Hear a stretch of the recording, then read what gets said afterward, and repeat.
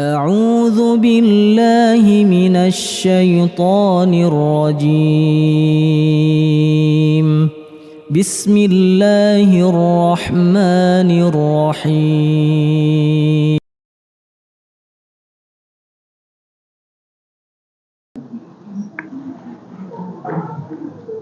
Bismillahirrahmanirrahim.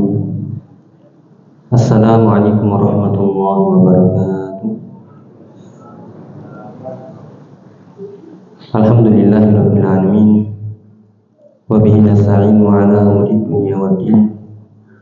Wassalatu wassalamu ala asyrafil anbiya'i wal mursalin nabiyina Muhammadin wa ala alihi wa ashabihi wa man tabi'ahum bi ihsanin ila yaumiddin. Wa ba'du, Allahumma 'allimna ma yanfa'una wanfa'na bima 'allamtana wa zidna 'ilma. Allahumma aslih syu'unana kullaha wa la takilna ila anfusina tarfata 'ain. Alhamdulillah para jemaah, Bapak, Ibu, dan para ikhwan sekalian dirahmati Allah Ta'ala. Alhamdulillah kita bersyukur kepada Allah Ta'ala di kesempatan petang hari ini, yaitu di hari Jumat yang insyaallah perdana di pekan genap ya, insyaallah. Kita di sini duduk bersama di majlis, di antara majlis-majlis ilmu, di masjid, di antara masjid-masjid Allah Ta'ala dalam rangka thalabul ilmi syar'i, mencari ilmu, mencari ridha Allah Ta'ala, taqarrub, mendekatkan diri kepadanya melalui ibadah yang sangat agung, yaitu thalabul ilmi. Semoga Allah menjadikan usaha kita, niat kita menuju tempat yang mulia ini sebagai amalan yang ikhlas lillahi ta'ala, amalan yang kelak menjadi hujjah apabila kita yaumul qiyamah, dan menjadi pemberat amal timbangan kebaikan kita yaumul qiyamah. Allahumma amin. Para jamaah dirahmati Allah Ta'ala, sebagaimana yang sudah diketahui, insyaallah kita akan membahas bersama, ngaji bersama, mengambil faedah dari kitab Riyadhus Shalihin dari Al-Imam An-Nawawi rahimahullah rahmatan wasi'ah. Dan sebelum kita memulai mengambil faedah dari kitab tersebut, agar kita lebih termotivasi dan lebih semangat lagi menuntut ilmu, ada sebuah hadis yang perlu kita ingat, dan ini senada atau sesuai dengan yang kita lakukan saat ini, dari hadis riwayat Ibnu Hibban, At-Tabarani, Abu Nuaim, dan yang lainnya, yang dihukumi hasan sahih oleh Syekh Al-Albani dalam Sahih Targhib. Qala Nabi sallallahu alaihi wasallam, man ghada ila masjidin la yuridu illa ay yata'allama khairan aw yu'allimahu kana lahu ka ajri hajjin tamman hajjatuhu. Yang artinya, man ghada ila masjid, siapa yang berangkat ke masjid, la yuridu illa ay yata'allama khairan, tidak menginginkan dari berangkatnya ke masjid, perginya ke masjid itu kecuali an yata'allama khairan, kecuali untuk mencari ilmu, belajar ilmu. Dan ilmu adalah ma qala Allah wa qala Rasul. Ilmu adalah firman Allah Ta'ala dan hadis Nabi sallallahu alaihi wasallam, ala fahmi sahabah, ala manhajis salaf hadil ummah. Kalau dia tidak mempelajari ilmu, au yu'allimahu, atau dia sedang mengajarkan ilmu. Jadi tidaklah seorang ke masjid tujuannya cuma di antara mempelajari ilmu atau mengajarkan ilmu, kana lahu ka ajri hajjin taman hajjatuhu, maka baginya seperti pahala haji sempurna haji. Dan kalau kita punya jadwal ya, silakan mungkin tiap pada maghrib atau tiap pada subuh atau tiap sore atau tiap duha, selama itu ada taklim pengajian dan di masjid, maka ingatlah hadis ini, hadis Nabi SAW, selagi dihukumi hasan sahih dan bisa dijadikan hujjah, bisa kita amalkan. Man ghada ila masjidin la yuridu illa an yata'allama khairan aw yu'allimahu kana lahu ka ajri hajjin tamman hajjatuhu. Siapa yang pergi ke masjid, tidaklah dia menginginkan perginya ke masjid itu kecuali mempelajari ilmu, ingin mendapatkan kebaikan atau mengajarkannya, maka dia seperti mendapatkan pahala haji sempurna haji. Namun yang dimaksud dari pahala haji ini adalah pahalanya saja, yaitu jazaan la ijza'. Yang dikatakan oleh para ulama, kalau kita mendapati hadis-hadis yang semisal ini, siapa misalnya yang sholat subuh berjamaah, kemudian dia duduk, kemudian dia menunggu ya sampai matahari terbit, kemudian dia sholat 2 rakaat setelah beberapa menit, maka dia seperti pahala haji dan umroh. Maksudnya adalah jazaan, pahalanya, bukan ijzaan, bukan mencukupi sehingga dia tidak wajib lagi haji, tidak. Namun pahalanya seperti pahala haji. Namun kalau dibandingkan dengan haji yang sebenarnya tentu tidak. Karena di haji yang sebenarnya di situ ada keluar harta yang tidak sedikit, keluar fisik, tenaga, safar, perjalanannya sangat jauh, perjalanan manasik ya, atau kegiatan manasik, ibadah manasik yang ya tidak semua orang bisa melakukannya. Maka dari situ, dari fisik, harta, tenaga, maka tidak sebanding. Namun di sini jazaan la ijza'an, maksudnya adalah pahalanya seperti pahala haji, namun belum dikatakan yaitu gugur kewajiban hajinya. Dan ini menunjukkan keutamaan apa? Menuntut ilmu, keutamaan pergi ke masjid untuk menghadiri majelis taklim. Maka bersyukurlah kita yang dimudahkan ya di kota kita, di tempat kita ya banyak masjid-masjid yang di situ ada pengajian taklim. Tinggal kita memilih mana yang sesuai kebutuhan kita, mana yang itu kita butuhkan, silakan menghadiri dan semoga istiqomah. Kemudian kita masuk ke pembahasan. Sekali lagi kita mengambil faedah kitab Riyadhus Shalihin yang sudah ma'ruf dari tulisan Imam An-Nawawi rahimahullahu rahmatan wasi'ah. Silakan ya, ini banyak beredar kitabnya karena kitabnya ini diterima oleh seluruh ya penjuru ya belahan bumi ya dunia Islam. Artinya tidaklah di situ suatu negeri Islam kecuali di situ ada diajarkan atau diambil faedah kitab Riyadhus Shalihin. Para ulama, para penuntut ilmu dan orang awamnya sekalipun ma'ruf dengan kitab Riyadhus Shalihin. Maka monggo silakan bisa beli ya matannya yang juga ada terjemahannya, atau bisa download di PDF ya, beserta syarahnya yang nanti akan kita sebutkan beberapa syarah-syarah dari syarah kitab Riyadhus Shalihin. Yang pertama yang harus kita ketahui kitab Riyadhus Shalihin ya, yang perlu kita ketahui adalah namanya Riyadhus Shalihin. Riyadh itu jamak dari Raudhah. Raudhah artinya taman. Ya, berarti kalau kita terjemahkan letterlock seperti ini, Riyadhus Shalihin berarti taman-taman orang soleh. Ya, kenapa disebut taman-taman orang soleh?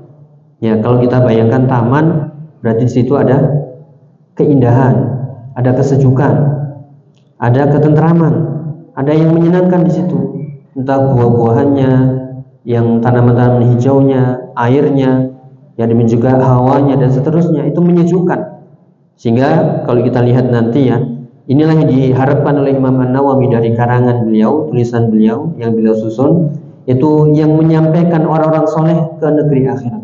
Kalau dia membaca kitab ini dengan penuh kesungguhan, memahaminya, mengamalkannya, maka ini akan mengantarkannya kepada Allah Subhanahu wa taala menuju surganya, menuju taman-taman surga yang sebenarnya. Yaitu namanya Riyadhus Shalihin.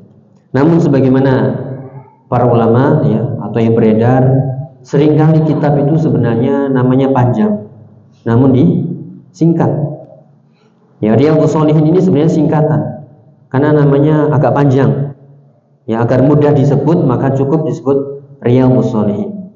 Nah, lengkapnya itu adalah Riyadhus Shalihin min kalami Rasulillah sallallahu alaihi wasallam Sayyidil Arifin.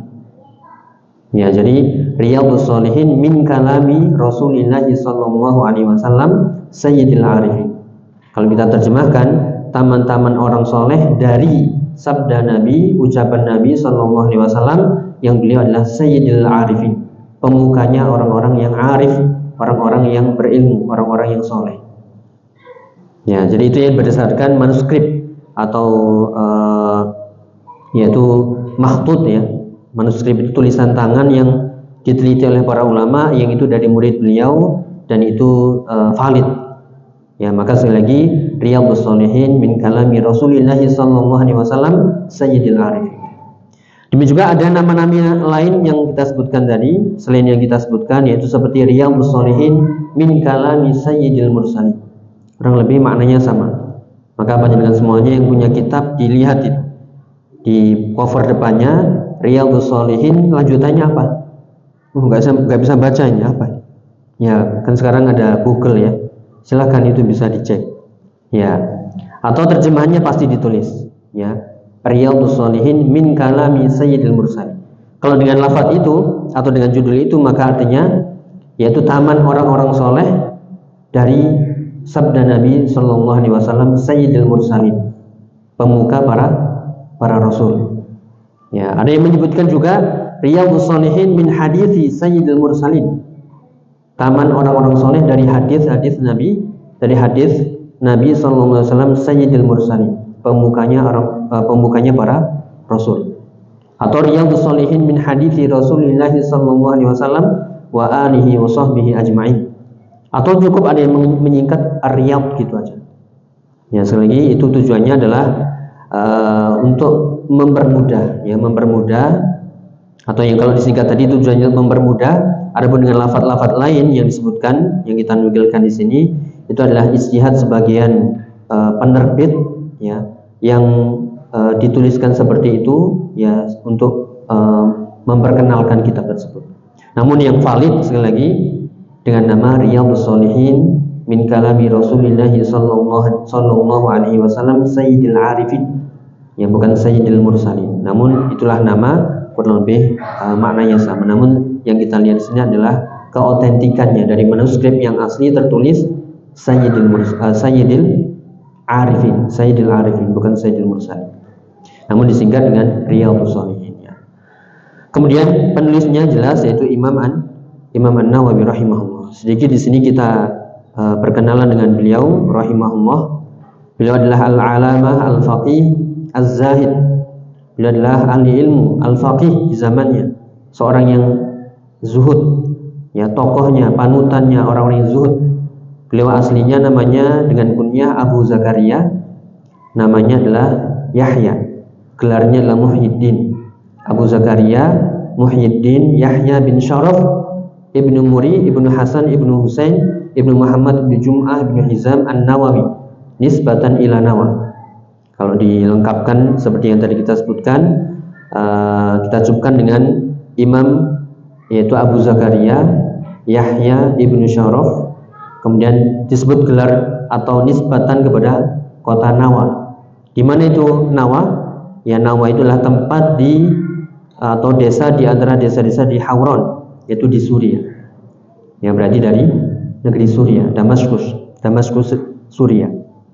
Ya, beliau terkenal dengan ulama di kalangan ulama besar Syafi'iyah, Syekhul Madhab. Ya, Syekhul Madhab berarti benar-benar orang atau para ulama di kalangan atau para ulama dan fuqaha di zaman beliau dari kalangan madhab Asy-Syafi'i.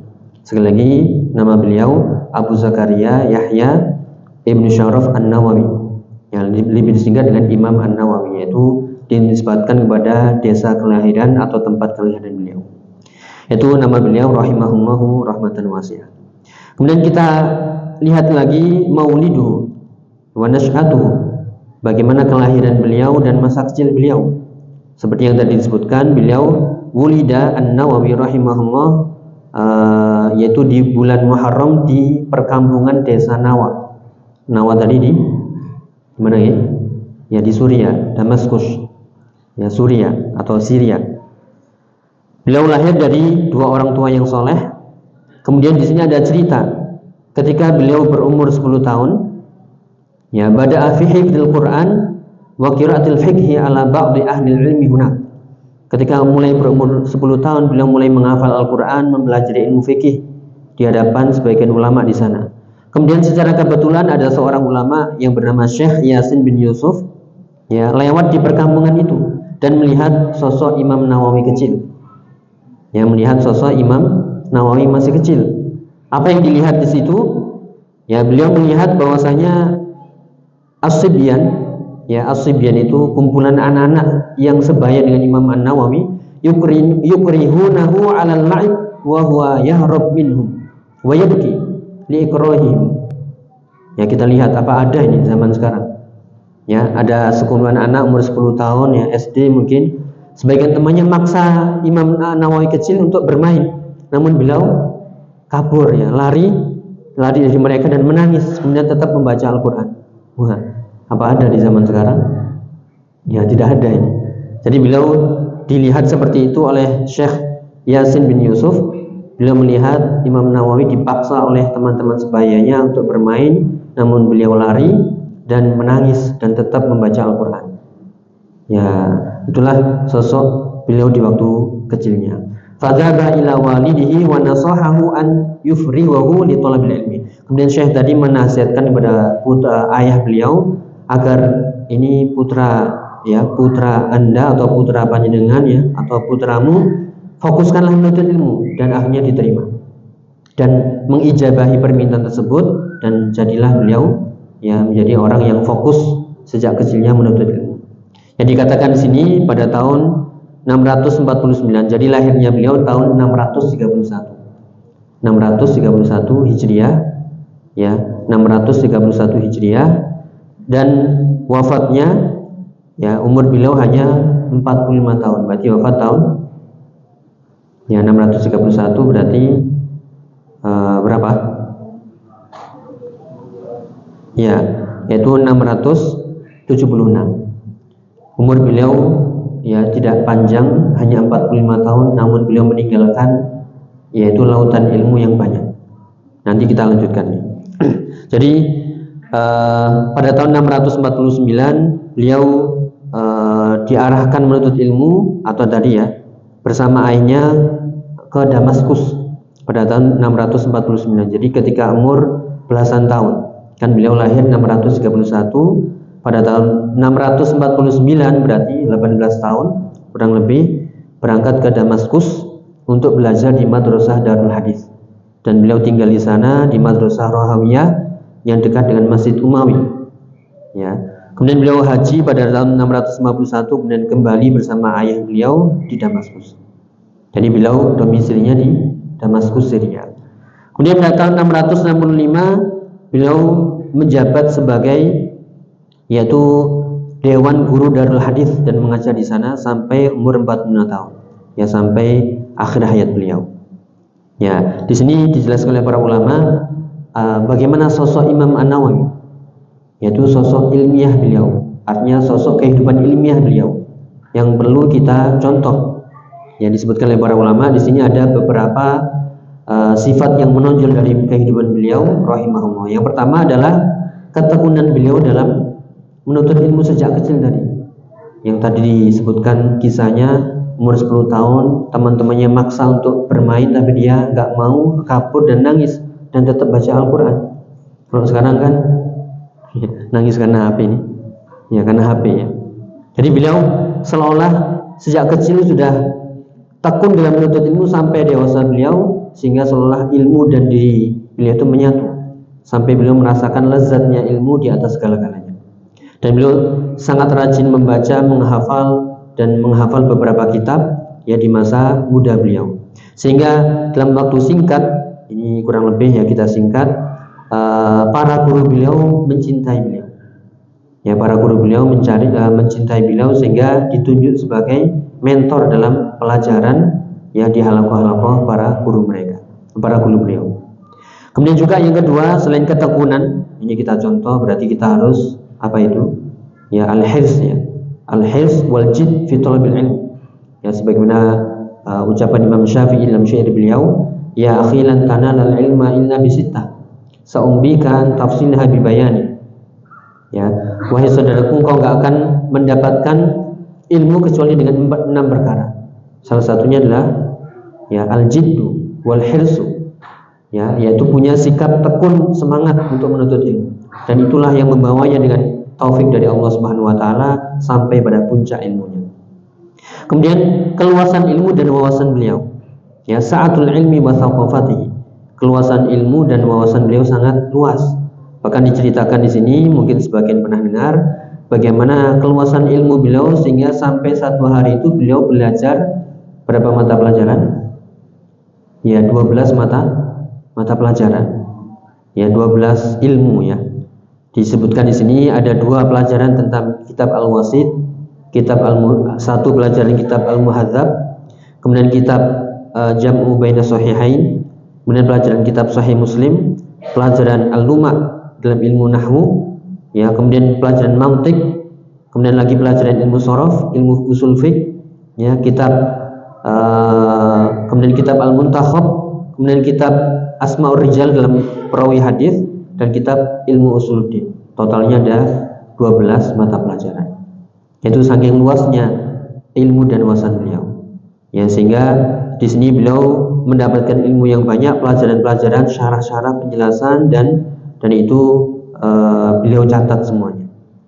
Ya, kemudian yang ketiga, di antara keistimewaan kehidupan ilmiah beliau selain ketekunan, kemudian keluasan ilmu dan wawasan, kemudian yang ketiga adalah karya tulis beliau. Walaupun umur beliau singkat, hanya 45 tahun, namun sejak umur 30 tahun, ya, beliau sudah aktif menulis, ya, menyusun kitab sampai ya umur 45 tahun beliau wafat. Ya, maka di sini beliau memiliki perhatian besar menulis, ya, dengan tulisan-tulisan beliau sejak umur 30 tahun. Di antara kitab atau karya beliau adalah yang besar adalah Syarhu Sahih Muslim. Yang kalau kita melihat syarah di antara syarah-syarah kitab Sahih Muslim, itu di antaranya adalah kitab Syarhun Nawawi, ya, atau Syarh Muslim Imam An-Nawawi. Demikian juga dalam bidang fikih, yaitu khususnya fikih mazhab Syafi'i, yaitu apa kitab beliau?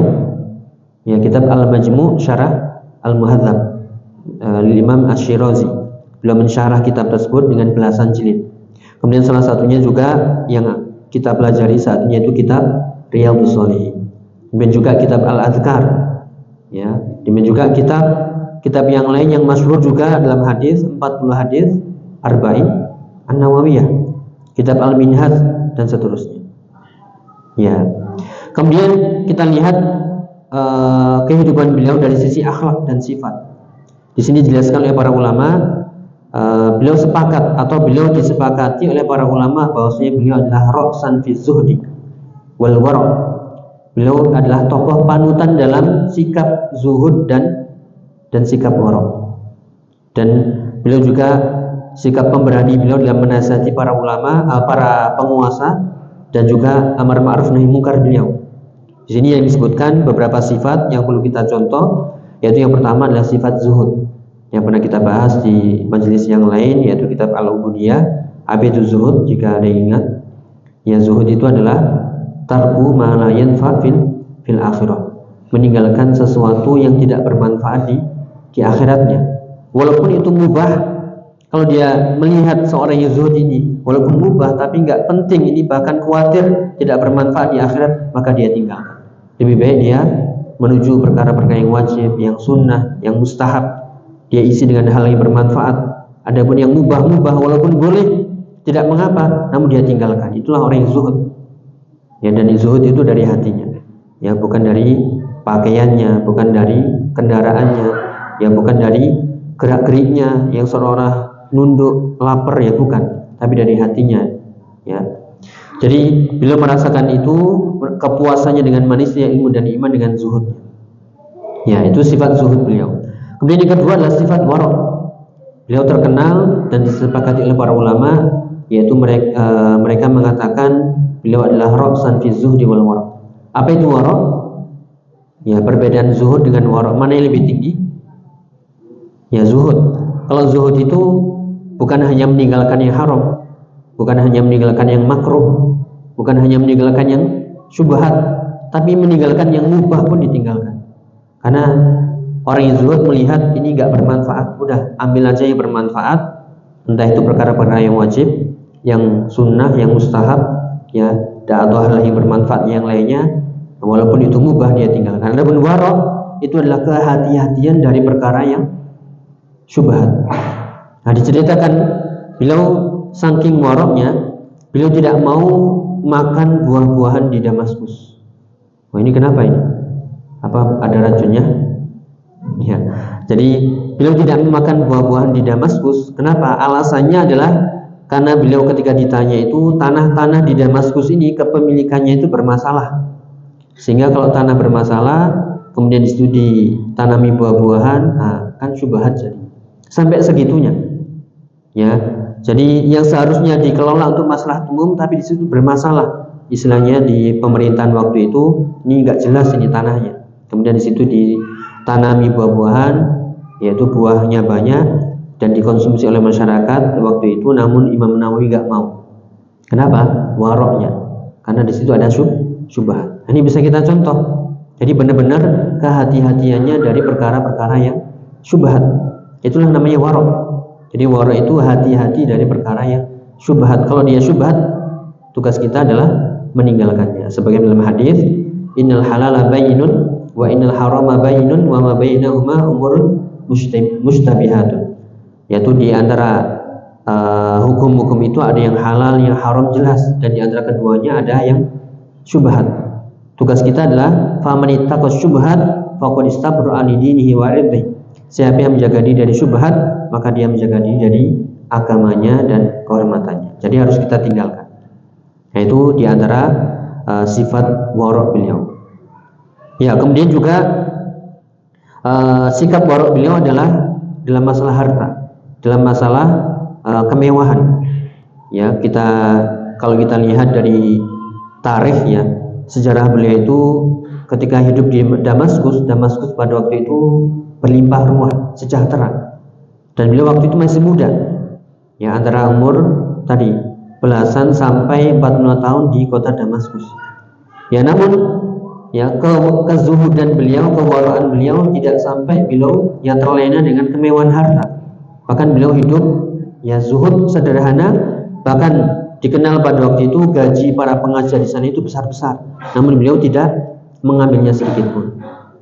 Ya, apa yang beliau lakukan dengan gaji itu? Beliau tabung, kemudian dikelola, kemudian setelah setahun digunakan tabungan itu untuk membeli tanah, kemudian diwakafkan. Ya, apa ada seperti itu? Ya, itulah kehidupan beliau. Atau setelah kumpul banyak, beliau gunakan untuk membeli mobil, yang enggak ada ya. Membeli rumah, bukan, membeli kitab-kitab, kemudian diwakafkan ke perpustakaan di Darul Hadis. Jadi dikumpulkan dan beli tanah, wakafkan. Dikumpulkan, membeli kitab, diwakafkan. Ya, kecuali ya hanya sedikit untuk keperluan, dan beliau tidak menerima hadiah, tidak memberi pemberian, ya, karena kesolehan, kezuhudan dan kewaraan beliau, dan beliau tidak menerima pemberian kecuali dari kedua orang tuanya. Karena orang tuanya, sekali lagi yang tadi disebutkan, beliau lahir dari kedua orang tua yang soleh dan solehah. Ya, beliau hanya tinggal di tempatnya sederhana di madrasah Ar-Ruhawiyah tadi, Ar-Ruwahiyah, dan beliau tidak minta lebih dari itu. Dan beliau ketika itu, sekali lagi, Damaskus di zaman beliau itu adalah tempat atau negeri yang sejahtera. Namun ya beliau tidak tergoda dengan kemewahan dunia seperti yang disebutkan tadi. Ya, beliau juga terkenal dengan keberanian beliau menasihati para penguasa, amar ma'ruf nahi munkar dan seterusnya. Tidak takut dicela ya orang-orang yang mencelanya di jalan Allah Ta'ala. Ya, kemudian kita beralih ke wafat beliau. Ya, sekali lagi wafat beliau tahun 676. Jadi lahir 631, wafatnya tahun 676 Hijriah di kota Nawa. Diceritakan waktu itu beliau kembali ke tempat kelahiran beliau ya untuk mengembalikan kitab-kitab wakaf yang beliau pinjam ya kepada yang beliau pinjam ya. Kemudian beliau menziarahi kubur guru-gurunya, mendoakan ya dan menangis di sana. Namun qadarullah di situ beliau sakit dan meninggal di sana. Ya, jadi wafat tahun 676 Hijriah pada umur 45 ya, dan beliau belum sempat menikah. Ya. Ada riwayat tentang ucapan beliau ya. Ketika beliau ditanya ketika menjelang wafat beliau, yaitu 5 lam yatazawwaj, kenapa kok belum menikah? Apa jawaban beliau? Ya, ini sekali lagi ya, jawaban beliau adalah lau tadzakartu la fa'al. Artinya apa? Kalau aku ingat aku pasti nikah. Ya, apa ada yang seperti ini?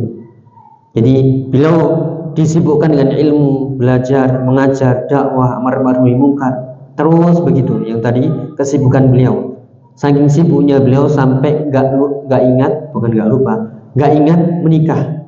Sehingga ketika ditanya, lau tadzakartu la fa'altu, kalau aku ingat aku akan nikah. Ya, kalau zaman sekarang kan kapan nikah dan seterusnya. Apakah sudah nikah, kapan nikah lagi? Ya, itulah Imam Nawawi. dan beliau juga mengikuti para imam sebelum beliau seperti Imam atau Syekhul Islam Ibnu Taimiyah, Imam At-Tabari dan para ulama yang lainnya. Semuanya menjawab kurang lebih yaitu nasi, yaitu lupa saking sibuknya. Kalau Syekhul Islam Ibnu Taimiyah sibuk dengan ilmu dakwah, ya, jihad, penjara, begitu seterusnya, keluar masuk sampai beliau wafat. Nah, sekali lagi, walaupun beliau tidak memiliki anak keturunan, yaitu yang dikatakan law mata ibnu Adam in qata'a amaluhu illa min salasin. Kalau seorang anak manusia meninggal, maka terputuslah amalnya kecuali 3. Waladun solehun yad'ulah. Beliau tidak memiliki anak soleh yang mendoakan, tapi beliau punya yaitu ilmun yuntafa'u bih, punya ilmu yang dimanfaatkan dan terus mengalir. Kitab-kitab beliau, nasihat-nasihat beliau, ya, tahqiq-tahqiq beliau, ya, dan seterusnya dari ilmu yang lautan itu sudah cukup atau bahkan ya berlimpah ruah pahalanya mengalir ke beliau insyaallah. Maka di sini dikatakan lam yunjib waladan lakinnahu yunjib ilman. Beliau memang tidak melahirkan anak, tapi beliau melahirkan ilmu yang bermanfaat yang dimanfaatkan oleh umat hingga saat ini dan hingga seterusnya. Maka rahimahullahu rahmatan wasi'ah. Ya, itu sedikit biografi tentang beliau rahimahullah. Kemudian tentang kitab ini, kitab Riyadhus Shalihin. Sekali lagi di sini ada kedudukan kitab ini di kalangan para ulama. Ini kalau kita kumpulkan sedikit hadis-hadis yang ditulis oleh Imam Nawawi, itu kurang lebih di kitab Riyadhus Shalihin itu kurang lebih sekitar 1800-an. Ada yang mengatakan 1900, ya, 1896, ada yang mengatakan 97 atau mendekati 1900 atau 1890 sekian. Di antara semua hadis itu ya kebanyakan yaitu kitab dari hadis-hadis yang sahih. Hanya sedikit yang hadisnya itu dhaif. Maka kalau ada yang bertanya, apakah di kitab Riyadhus Shalihin semuanya sahih? Kebanyakan sahih. Ya, namun ada sekian puluh hadis yang dhaif. Dari sekian puluh itu ada yang meningkat menjadi ya sahih, karena hadis kalau dikumpulkan jalan-jalan yang turuknya itu menjadi kuat. Itu sekian puluh hadis, dan sekian puluh yang lainnya itu tidak bisa ya dijadikan hujah, atau dalam arti tidak bisa kuat kalau digabungkan jalan-jalan. Ya, namun kesalahan yang sedikit atau kekeliruan atau kekurangan sedikit itu ya bukan berarti kitab ini atau bisa dikatakan itu tertutupi dengan ya hadis-hadis yang disebutkan dengan hadis yang sahih. Atau sebagian ungkapan para ulama, likulli jawadin kabwah, setiap yang sempurna itu pasti ada kekurangannya, atau setiap kuda yang bagus itu pasti ada kekurangannya. Dan juga manusia, beliau rahimahullah. Ya, namun di sini dijelaskan oleh para ulama, namun penjelasnya sesuai dengan ilmu hadisnya. Jadi beliau sampai menyebutkan di kitab Riyadhus Shalihin itu ada beberapa hadis yang dhaif, itu ada alasannya. Dan itu tidak mungkin dijelaskan di majelis ini ya. Jadi yang kurang lebih intinya itu tertutupi dengan ya hadis-hadis yang sahih, atau kalau itu dhaif yang dijelaskan oleh para ulama yaitu adalah min bab fadhail a'mal. Ya, atau menjadi kuat dengan jalan-jalan yang lain. Itu kurang lebih begitu. Kemudian dari kitab Riyadhus Shalihin ini isinya apa? Ya, isinya dari kitab Riyadhus Shalihin ini bab-babnya, tema-temanya ini sebenarnya dijelaskan di muqaddimah beliau, nanti kita baca.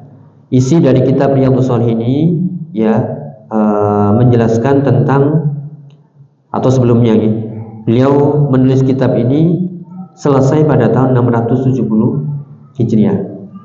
Ya, pada umur 39 tahun. Ya, ada yang umur 39.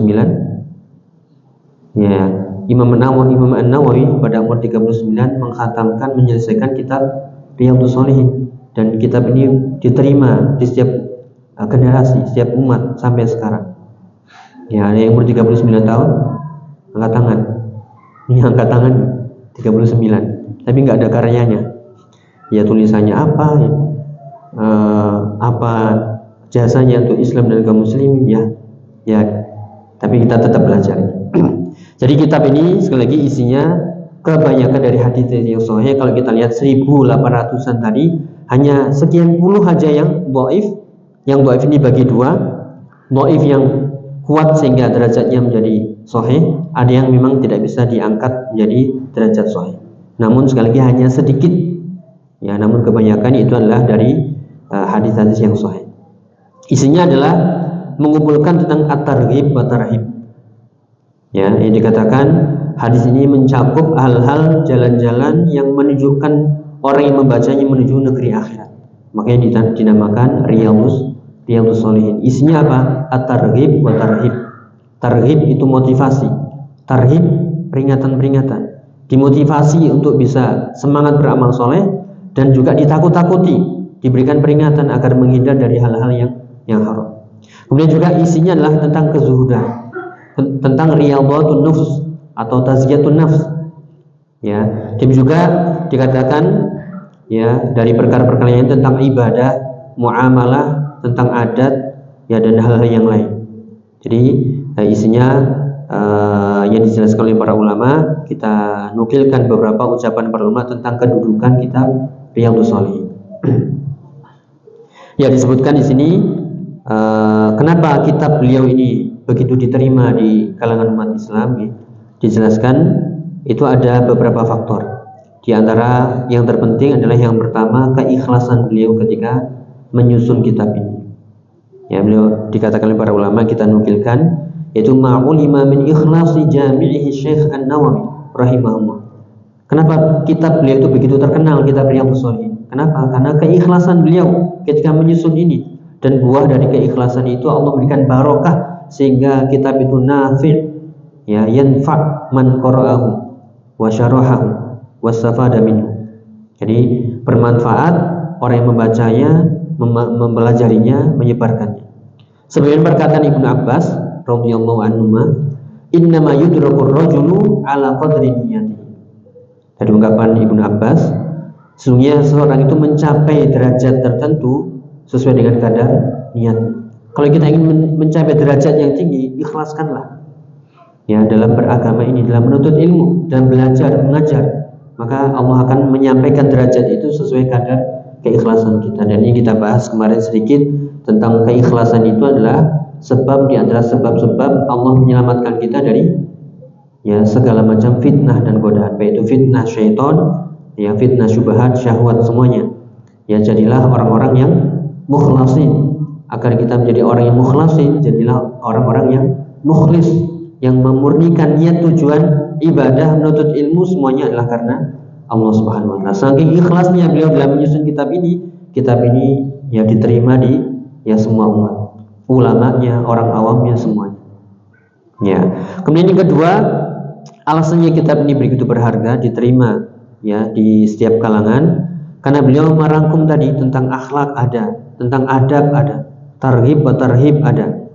Ya, itu membahas tema-tema yang diterima oleh fitrah. Ya, nanti kita bisa lihat tema-temanya itu sesuai dengan fitrah kita, diterima oleh semua umat. Ya, maka ini mendapatkan tempat yang besar di hati manusia, ya, di hati umat, ya, sehingga kitab ini insyaallah tidak tergantikan. Dan itu beliau katakan dalam muqaddimah beliau, arju intamma hadzal kitab ayyakuna sa'iqan lil mu'tanabi ilal khairat. Aku berharap dalam penyusunan kitab ini ketika selesai akan menjadi pemandu bagi orang yang mempelajarinya menuju kebaikan-kebaikan. Wa hajizan lahu an anwa'il qaba'ih wal muhlikat, dan akan menjadi penghalang dirinya dari perbuatan buruk dan perbuatan-perbuatan yang membinasakannya. Nah, di sini kita lihat ucapan para ulama, ya, tentang kitab Riyadhus Shalihin. Sebelum kita mulai, ya, semoga masih bersabar, ya. Ini agar kita paham kitab ini kitab yang berharga, bukan main-main kitabnya. Kitab yang, ya, diakui oleh para ulama, dianjurkan untuk dibaca, dipelajari. Yang pertama dari ucapan Imam Az-Zahabi, kita kenal atau kita ketahui. Imam Az-Zahabi wafat tahun 748 Hijriah. Beliau mengatakan, nas'alullaha ilman nafi'ah, kita mohon ilmu yang bermanfaat. Kemudian beliau mengatakan, tadrimal ilmun nafi', mal ilmun nafi', engkau tahu apa itu ilmu yang bermanfaat? Beliau menjawab, huwa ma nazala bil Qur'an wa fassarahu Rasul sallallahu alaihi wasallam qaulan wa fi'lan. Ilmu yang bermanfaat adalah Al-Qur'an itu sendiri yang turun, kemudian ditafsirkan oleh Nabi SAW secara perkataan dan perbuatan. Jadi ilmu yang bermanfaat itu adalah Al-Quran dan penjelasan Nabi SAW perkataan dan perbuatan. Jadi Al-Quran dan Sunnah. Kemudian walam ya'ti nahyun anhu. Ya, kemudian beliau menjelaskan dan termasuk juga ilmu yang bermanfaat adalah perbuatan Nabi, perkataan Nabi dan larang-larang beliau. Ya, kemudian menyitir sabda Nabi, "Faman raghiba an sunnati falaysa minni." Siapa yang benci terhadap sunnahku maka bukan termasuk golonganku. Kemudian beliau menasihatkan, "Fa'alaika ya akhi bitadabburi kitabillah wa bi'idmanin nadhar fi sahihaini wa sunanin nasa'i wa riyadin nawawi wa adhkarihi yang tuflih wa tanjah." Apa kata Imam Az-Zahabi? Maka wajib bagimu wahai saudaraku penuntut ilmu untuk mentadaburi Al-Quran, membaca kitab Sahihain yaitu Sahih Bukhari dan Muslim, Sunan An-Nasa'i, ya, kemudian kitab Riyadhun Nawawi disebut dengan Riyadhus Shalihin lil Imam An-Nawawi, kitab Al-Adhkar beliau, maka engkau akan tuflih wa tanjah, engkau akan beruntung dan sukses. Itu kata beliau disebutkan di kitab Syiar A'lam An-Nubal. Jadi wajib ya mentadabur Al-Quran, Sunnah. Salah satunya dari kitab Sunnah ini adalah kitab hadis, kitab Riyadhus Shalihin. Itu salah satunya. Jadi kitab Riyadhus Shalihin ini kitab yang agung yang diakui oleh para ulama, dianjurkan. Dan juga kitab atau perkataan ulama yang lain, Riyadhus Shalihin kitabun jalil la yustaghna anhu. Riyadhus Shalihin adalah kitab yang agung yang seorang ya pasti membutuhkannya. Ya, dari kalangan para ulama mengatakan seperti itu. Yang intinya mari ini kesempatan buat kita semuanya untuk mempelajari kitab Riyadhus Shalihin Imam An-Nawawi yang isinya adalah tadi seolah kita berada di taman-taman ya yang menunjukkan kita, mengiring kita kepada kebaikan-kebaikan yang mengiring kita kepada surganya Allah Subhanahu wa taala. Di situ diambil dari kalami Sayyidil Arifin atau Sayyidil Mursalin, dari sabda Nabi SAW yang sahih. Hanya sedikit yang dhaif yang itu dijelaskan oleh para ulama sebabnya kenapa dan kenapa disebutkan, dan itu semoga nanti kita lihat. Wallahu a'lam bishawab. Ya, mungkin itu pengenalan dari kitab Riyadhus Shalihin. Adapun muqaddimah yang nanti akan kita baca insyaallah. Sekali lagi sebelum kita tutup, perlu yang dijelaskan oleh para ulama dan juga asatidzah kita, para masyayikh. Ketika kita membaca kitab, alangkah bagusnya kita memulai dengan muqaddimahnya. Kita kebiasaan muqaddimah itu lewat, langsung daftar isi, apa yang menarik, kemudian kita buka, kita baca, kemudian tutup, selesai. Ya, enggak sampai khatam. Atau dipilih-pilih yang menarik saja. Tidak, kalau kita benar-benar ingin mempelajari, baca muqaddimahnya. Karena dijelaskan oleh para ulama, muqaddimah itu tersusun di situ atau tercantumkan di situ ringkasan isi dari kitab ini apa, maksud dari kitab ini apa. Yang nanti akan kita ketahui insyaallah dari ucapan beliau Imam An-Nawawi rahimahullah. Wallahu a'lam bishawab. Mungkin itu yang bisa kita bahas. Semoga Allah memberikan keberkahan dari waktu kita, dari usaha kita, ilmu kita, apa yang kita pelajari bersama di tempat yang mulia ini. Dan kita berharap semoga dimudahkan untuk mempelajari kitab Riyadhus Shalihin, memahaminya, mengamalkannya, dan kita mohon ya agar kita dikumpulkan bersama di fi riyadhil jannah, di taman-taman surga di dunia wal akhirah. Allahumma amin. Kurang lebihnya mohon maaf. Kita tutup. Subhanakallahumma wa bihamdika asyhadu an la ilaha illa anta astaghfiruka wa atubu ilaik. Assalamualaikum warahmatullahi wabarakatuh.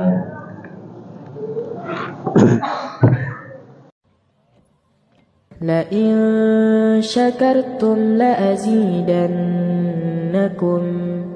ولئن كفرتم إن عذابي لشديد